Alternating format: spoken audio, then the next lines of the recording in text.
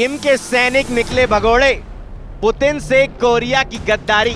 किम के भगोड़े लड़े कम, चिल्लाए ज्यादा। ज़ेलेंस्की का जंग में निकला जैकपॉट। 1050 दिन से ज्यादा के युद्ध में पुतिन को कभी भी इतनी बड़ी हार का सामना नहीं करना पड़ा है जितना पिछले एक हफ्ते में करना पड़ा है।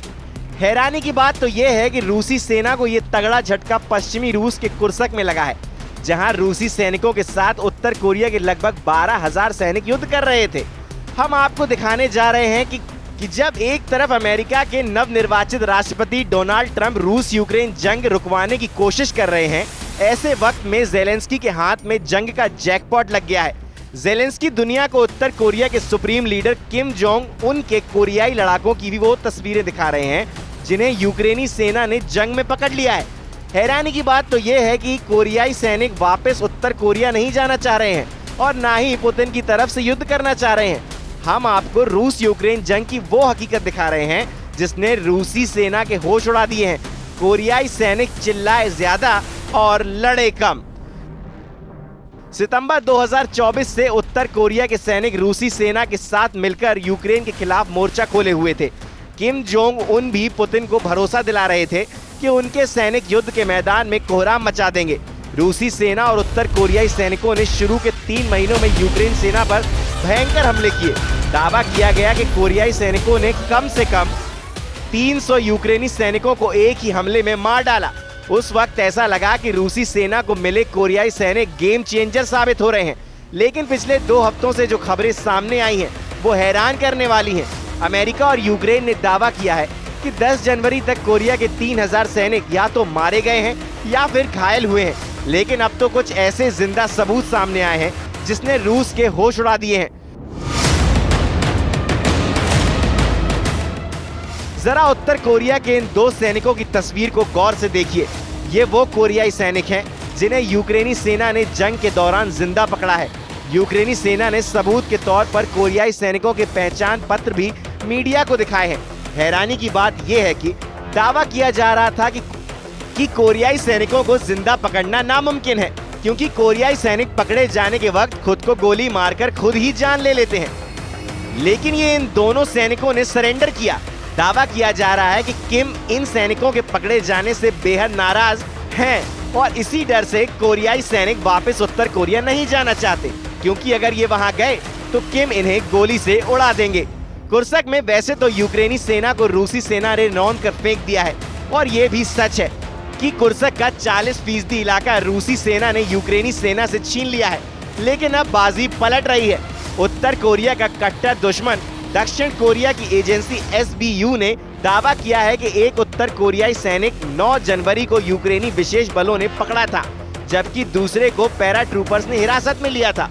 दक्षिण कोरिया की राष्ट्रीय खुफिया सेवा यानी NIS उत्तर कोरियाई सैनिकों के साथ बातचीत करने में यूक्रेनी अधिकारियों की मदद कर रही है।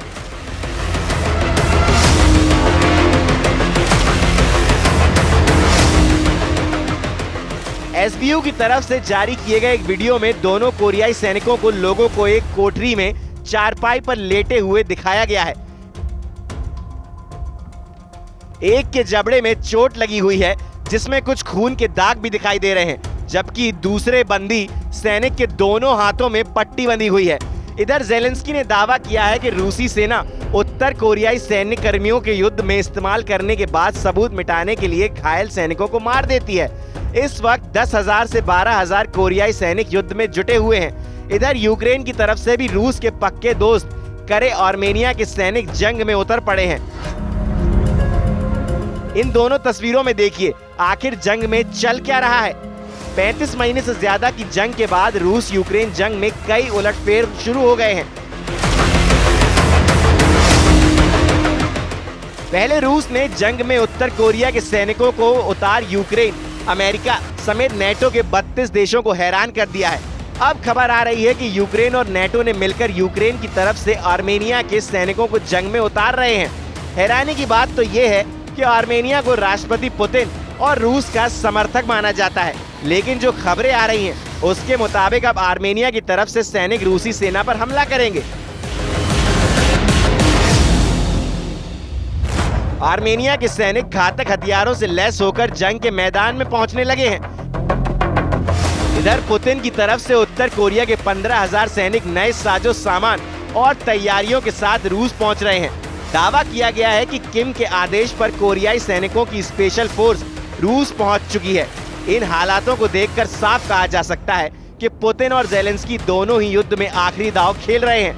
रूस के भीषण हमलों के बीच यूक्रेन को अभी भी कई देशों से घातक हथियार मिल रहे हैं, जो रूस के लिए बहुत बड़ी चुनौती हैं। इस वक्त यूक्रेन की तरफ से America, Britain, France, Germany, Poland और 3 ब्लास्टिक देश एस्टोनिया, लातविया और लिथुआनिया रूस के खिलाफ जंग में उतर चुके हैं। इधर पश्चिमी मीडिया की रिपोर्ट में दावा किया गया है कि साल 2022 से अब तक 2,20,000 रूसी सैनिक मारे जा चुके हैं, लेकिन उसके बावजूद रूसी सेना यूक्रेन के इलाके जीतती जा रही है।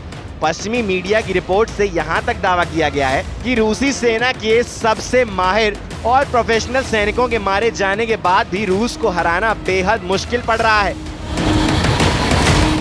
रिपोर्ट के मुताबिक अब तक रूसी सेना के 1,685 मरीन, 4,000 पैराट्रूपर्स, 580 GRU विशेष बल के कमांडो और 267 फाइटर पायलट की मौत जंग में हो चुकी है।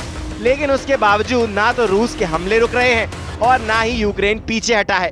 अब देखना होगा जंग में आगे क्या होता है।